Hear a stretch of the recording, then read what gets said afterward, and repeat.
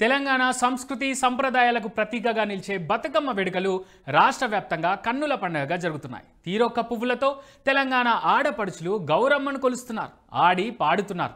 గౌరమ్మను ఘనంగా సాగనంపుతూ తమను చల్లగా చూడాలని వేడుకుంటున్నారు. ఇక కోమటిరెడ్డి రాజగోపాల్ రెడ్డి ఇంట్లో కూడా బతుకమ్మ వేడుకలు ఘనంగా జరుగుతున్నాయి. ఆ వేడుకల్ని ఇప్పుడు చూద్దాం. పుట్టమన్నులో పుట్టుకొచ్చిందే మట్టి గౌరమ్మ, పట్టు చీరై కదిలి వచ్చిందే పచ్చనడివమ్మ, పసుపు గంధం పంచి ఇచ్చింది